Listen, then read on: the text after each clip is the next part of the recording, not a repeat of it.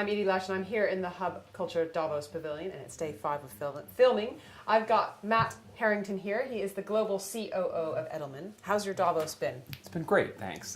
It's been very different than previous years. I'd say that there's been a quiet stability to the meeting. Prior years, there's either been anxiousness about what was going on in Egypt or sort of concerns over the European crisis continuing. This year, there's a very different tone, which I've been characterizing as recognition that we've reached a new normal. It's not going to be back to the boom days of maybe the early part of the century, and that we all now have to figure out just how to carry on. What's been interesting for me is the theme of this year's meeting has been resilient dynamism, and it's fascinating how apt that topic, resilience in particular, was for this meeting.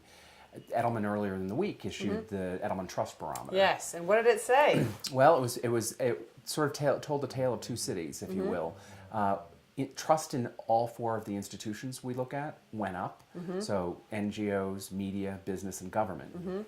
At the same time, trust in leadership declined precipitously, both for government elected officials as well as for CEOs.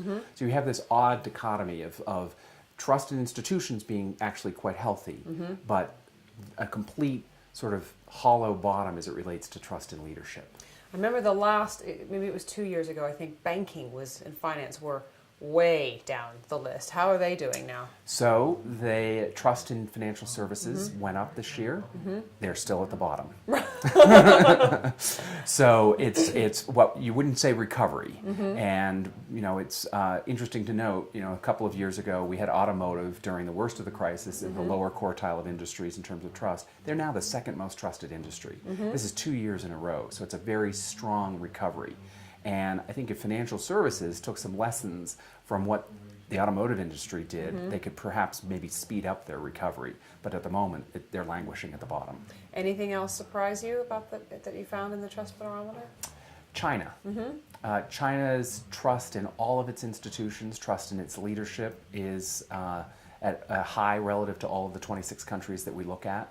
And that's fascinating. I mean, given the variety of issues that they've experienced over the past year in terms of crisis in government, product issues, citizen concerns around social media, and yet there's enormous trust across the board in China. And so I would say that even if their growth is somewhat more modest at the moment, there's still a great expectation as it relates to China's future. Matt, thanks so much for stopping by the Hub Culture Pavilion in Davos, and I'm Edie Lash.